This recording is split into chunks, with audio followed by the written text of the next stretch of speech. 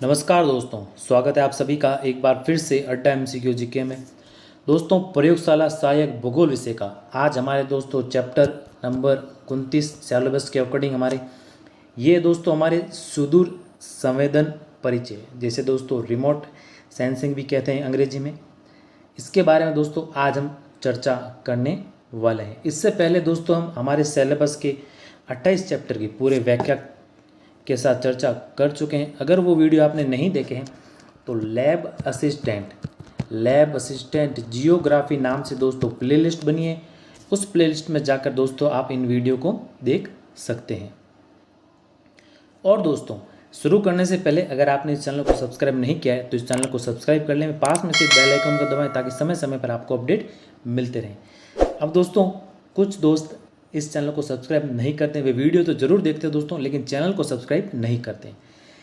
अब दोस्तों, आपके लिए फ्री क्लासेस है आपके लैब असिस्टेंट भर्ती के लिए, और दोस्तों इतनी मेहनत से ये आपके वीडियो तैयार होते हैं, तो दोस्तों सब्सक्राइब करने में तो कुछ जाता नहीं है, इसलिए दोस्तों सब्सक्राइब जरूर कर लें ताकि आपके लिए इसी चैनल पर इसी प्रकार के वीडियो आते रहें आपकी मजबूत तैयारी के लिए। तो बिना देरी के शुरू करते हैं आज के हमारे पहले प्रश्न के साथ। और दोस्तों, जिनने भी इस वीडियो को लाइक नहीं किया है तो इस वीडियो को लाइक भी दोस्तों कर लें।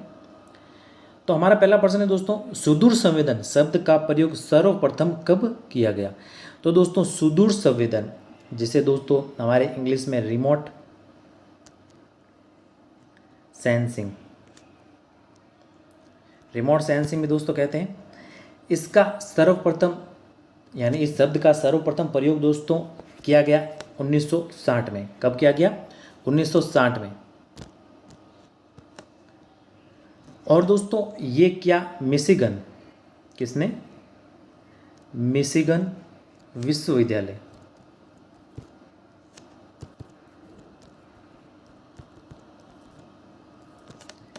के एवलिन फुट द्वारा, यहाँ पे एवलिन फुट द्वारा। तो दोस्तों सुदूर संवेदन शब्द का प्रयोग सर्वप्रथम 1960 में मिशिगन विश्वविद्यालय के एवलिन फुट द्वारा किया गया। हमारा सही उत्तर है दोस्तों ऑप्शन अ। अब दोस्तों अगर सुदूर संवेदन की परिभाषा को देखें सरल भाषा में, तो सुदूर संवेदन किसे कहते हैं? जब किसी वस्तु के सीधे संपर्क में आए बिना उसके बारे में आंकड़ा संग्रह करना, यही क्या कहलाता है? सुदूर संवेदन। जैसे दोस्तों कोई भी वस्तु है, इसको जब हम हमारी आंखों से देखते हैं तो इसके बारे में दोस्तों अनुमान लगा लेते हैं, भले कोई भी दोस्तों वस्तु हो, भले वो पर्वत हो, शिखर हो, नदी हो, तो दोस्तों उसके बारे में हम अनुमान लगा लेते हैं कि ये क्या है। तो उसको दोस्तों हमने संपर्क में आए बिना उसके बारे में दोस्तों हमने जानकारी हमने प्राप्त कर ली, और दोस्तों उसके आंकड़े दोस्तों प्राप्त कर लिए, यही आपके दोस्तों सुदूर संवेदन। अब जैसे दोस्तों आपके उपग्रह हो गए, और दोस्तों जो भी आपके नेटवर्क है वो दोस्तों सुदूर संवेदन के अंतर्गत आते हैं। तो हमारे इसका तो सही उत्तर क्या होगा? ऑप्शन अ, यानी इसका सर्वप्रथम प्रयोग कब किया गया? 1960 में। चलते हैं अब हमारे अगले प्रश्न की ओर। अगला दोस्तों प्रश्न है, अब हमारी कुछ सुदूर संवेदन की परिभाषाएं दी गई, तो आगे 2 से 3 प्रश्न आपके इन परिभाषाओं से संबंधित होंगे।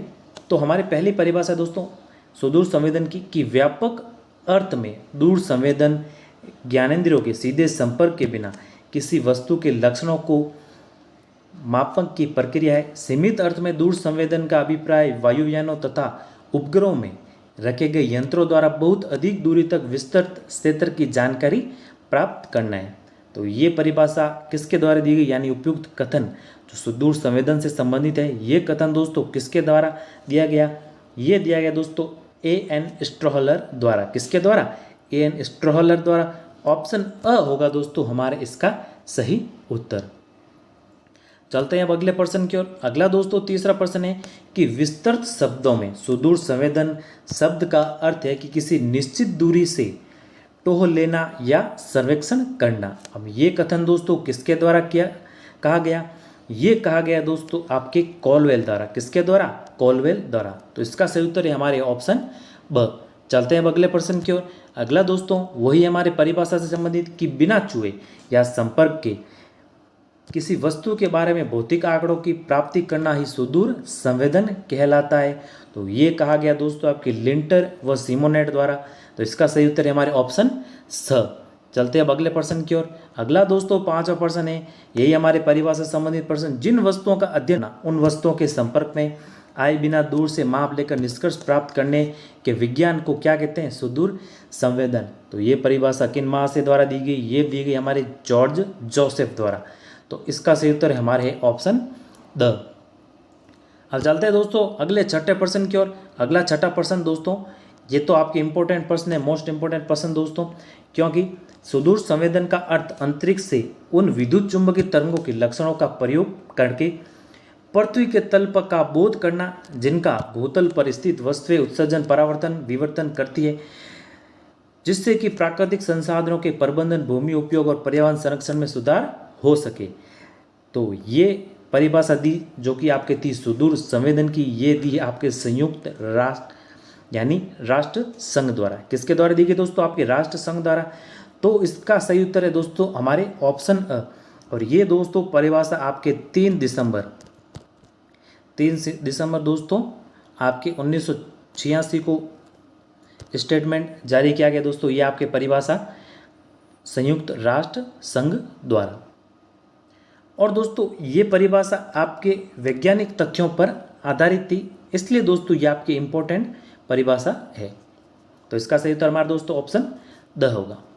चलते हैं अब अगले प्रश्न की ओर। अगला दोस्तों 7वां प्रश्न है, ये भी दोस्तों आपके इंपॉर्टेंट प्रश्न है। यहाँ पर दोस्तों आपके देर के उपकरण और इनके दोस्तों कार्य, अब हमें इनको सुमेलित करना है। तो ये सभी दोस्तों आपका क्या है? सुमेलित है। क्या है? सुमेलित है। तो रेडियोमीटर का उपयोग ये किया जाता है दोस्तों, ये विद्युतीय चुंबकीय ऊर्जा के सीमित खंड को मापता है। ऑडियोमीटर की बात करें ये तो ये ध्वनि की तीव्रता को मापता है। मैग्नेटोमीटर की बात करें तो ये पृथ्वी की चुंबकीय क्षेत्र में होने वाले परिवर्तनों को मापता है। और ग्रेविमीटर की बात करें तो ये पृथ्वी के गुरुत्वाकर्षण में होने वाले परिवर्तनों को मापता है। तो ये सभी दोस्तों आपके सुमेलित हैं। इनसे संबंधित आपके प्रश्न पूछा जा सकता है उपकरणों से संबंधित। तो ये तो आपके दोस्तों मोस्ट इंपोर्टेंट प्रश्न है। चलते हैं अगले प्रश्न की ओर। अगला दोस्तों 8वां प्रश्न है कि निम्नलिखित में किस किरण में अधिकतम आवृत्ति होती है? अब दोस्तों आपकी पाठ्य पुस्तक में एक विद्युत स्पेक्ट्रम दे रखा है, तो उसको दोस्तों आप देखिएगा, आसानी से वो आपको समझ में आ जाएगा। और हम भी दोस्तों यहाँ पर थोड़ी सी चर्चा करेंगे उसके बारे में। तो ये प्रश्न तो संबंधित है कि अधिकतम आवृत्ति होती है। अब दोस्तों विद्युत स्पेक्ट्रम की बात करें तो आपको शॉर्ट रूप से आपको इसको याद करना पड़ेगा। कैसे याद करना है? सबसे पहले G X P D A M R, GXP तो ये है दोस्तों आपके शॉर्ट रूप। अब दोस्तों G का मतलब क्या होगा? आपके गामा किरणें। क्या होगा? गामा किरणें। G का मतलब होगा दोस्तों गामा किरणें। X का मतलब होगा आपके एक्स किरणें। P का मतलब क्या होगा? पराबैंगनी। क्या होगा दोस्तों? पराबैंगनी किरणें। D का मतलब होगा आपके दर्श्य प्रकाश। दर्श्य प्रकाश।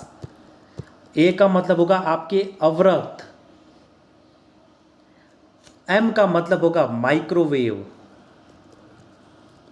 और R का मतलब होगा आपके रेडियो। R का मतलब क्या होगा? रेडियो तरंगे। तो यही है दोस्तों आपके विद्युत स्पेक्ट्रम GXPDAMR। वापस रिपीट कर रहा हूँ दोस्तों।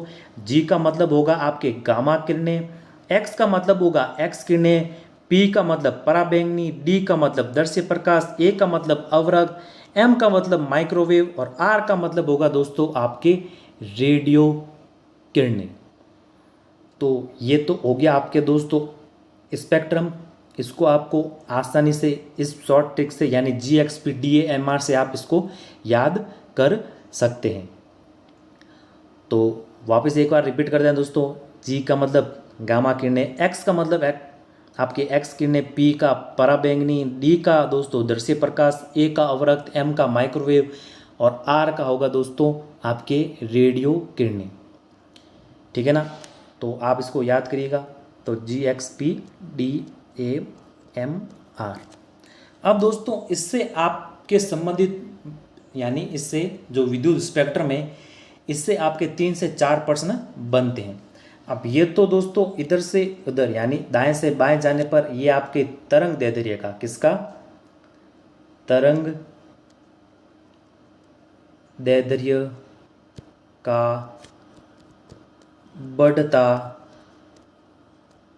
क्रम है। क्या है, तरंग दैर्ध्य का बढ़ता क्रम, यानी दाएं से बाएं जाने पर तरंग दैर्ध्य आपके दोस्तों बढ़ती है।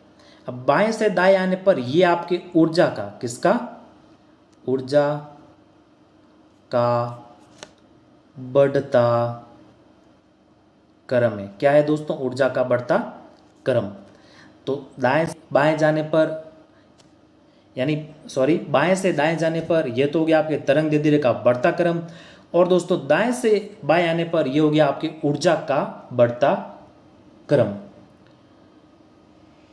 तो इससे दोस्तों आपको ध्यान में रखना है कि अगर प्रश्न बने कि विद्युत स्पेक्ट्रम की किरणों को तरंग दैर्ध्य के बढ़ते क्रम में व्यवस्थित कीजिए, तो गामा किरणें, एक्स किरणें, पराबैंगनी, दृश्य प्रकाश, अवरक्त, माइक्रोवेव और रेडियो तरंगे, तो ये होगा दोस्तों आपके तरंग दैर्ध्य का बढ़ता क्रम। और ऊर्जा का बढ़ता क्रम पूछे तो इसका ऊर्जा का बढ़ता क्रम क्या होगा, उल्टा हो जाएगा। अब दोस्तों ऊर्जा का और आवर्ती का दोनों का दोस्तों यही क्रम है। अब आवर्ती का क्रम भी दोस्तों यही आपके बढ़ता हुआ क्रम है, दाएं से बाएं। तो अब हमें प्रश्न में पूछा है, इसी प्रश्न से संबंधित दोस्तों प्रश्न कि निम्नलिखित में से किस किरण में अधिकतम आवर्ती होती है। तो दोस्तों इनमें से कौन सी किरण है जिसमें आपकी अधिकतम आवर्ती है, तो ये हमारे हो गया कौन सा, बढ़ता हुआ क्रम। अब देखिए दोस्तों सबसे ज़्यादा आवर्ती तो किसमें, आपके गामा किरणों में। गामा इसमें ऑप्शन में नहीं है, एक्स किरणें इसके पश्चात, तो एक्स किरणें दोस्तों इसका सही उत्तर होगा। उसके पश्चात दोस्तों आपके पराबैंगनी और दृश्य प्रकाश और अवरक्त, माइक्रोवेव और रेडियो। अब दोस्तों ये जो पराबैंगनी है इसको अल्ट्रावायलेट कहते हैं इंग्लिश में, इसका आप थोड़ा ध्यान में रखिएगा। तो इसका सही उत्तर क्या होगा दोस्तों, हमारे ऑप्शन द, यानी दाएं से बाएं जाने पर तो आवर्ती का ये बढ़ता क्रम है और ऊर्जा का भी इसी क्रम में होगा, और दोस्तों बाएं से दाएं जाने पर तरंग दैर्ध्य का ये बढ़ता क्रम होगा। तो इसको दोस्तों विद्युत स्पेक्ट्रम को थोड़ा ध्यान में रखेगा, इससे आपके प्रश्न बन सकता है। ये आपके दोस्तों पाठ्य पुस्तक में भी दे रखा है, आप इसको देखिएगा, यानी जो प्रायोगिक की हमारी पुस्तक है उसमें दोस्तों ये स्पेक्ट्रम दे रखा है। चलते हैं हमारे अगले प्रश्न की ओर। अगला दोस्तों 9वां प्रश्न है कि निम्न को सम्मिलित करना है। ये भी दोस्तों आपके मोस्ट इंपोर्टेंट प्रश्न है। क्या है दोस्तों, इंपोर्टेंट प्रश्न, मोस्ट इंपोर्टेंट प्रश्न। यहाँ पे हमारे दे रखे हैं स्थैतिक उपग्रह, और ये दे रखे हैं दोस्तों देश, यानी किस देश से ये स्थैतिक उपग्रह जो संबंधित है। अब GOESE की बात करें तो ये है दोस्तों हमारे संयुक्त राज्य अमेरिका का। किसका दोस्तों, संयुक्त राज्य अमेरिका का। और दोस्तों इसके स्थान पर अगर W पे आ जाए, यानी E के स्थान पर अगर W आ जाए, तो ये भी दोस्तों आपके संयुक्त राज्य अमेरिका का स्थैतिक उपग्रह। INSAT इनसैट की बात करें तो ये हमारे भारत का, GMS की बात करें तो जापान का, GOMS की बात करें तो ये हमारे रूस का, और METE OSAT की बात करें तो ये है हमारे यूरोपीय अंतरिक्ष संस्था का। तो ये सभी दोस्तों आपके सम्मिलित है, इससे संबंधित भी आपके प्रश्न पूछा जा सकता है, इसका दोस्तों थोड़ा ध्यान में रखिएगा। चलते अब अगले प्रश्न की ओर। 10वां प्रश्न कि सूर्य तुल्यकालिक उपग्रह की कक्षीय अवधि है। अब दोस्तों सूर्य तुल्यकालिक उपग्रह क्या होते हैं, जैसे कि ये हमारी पृथ्वी है। अब दोस्तों ये इस स्थिति में आपके घूर्णन कर रही है, इस स्थिति में दोस्तों घूर्णन करिए। तो दोस्तों सूर्य जो आपके तुल्यकालिक उपग्रह होंगे वो इस प्रकार से दोस्तों इसके चारों ओर आपके घूर्णन करेंगे। तो तुल्यकालिक उपग्रहों की स्थिति यानी तुल्यकालिक उपग्रहों की कक्षीय अवधि कितनी है, ये दोस्तों आपके हर दिन, यहाँ पे हर दिन में 24 कक्षीय चक्र। कितने, हर दिन में 24 कक्षीय चक्र। अब दोस्तों एक तो हो गया सूर्य तुल्यकालिक, एक है दोस्तों आपके स्थैतिक उपग्रह, जो दोस्तों आपके अगर पृथ्वी इस प्रकार से घूर्णन कर रही है तो ये भी दोस्तों आपके इसके सीधी स्थिति में इस प्रकार से दोस्तों घूर्णन करेंगे। तो ये आपके स्थितिक उपग्रह और सूर्य तुल्यकालिक उपग्रह दोस्तों इस प्रकार से आपके घूर्णन करेंगे अगर पृथ्वी इस प्रकार से घूर्णन कर रही है।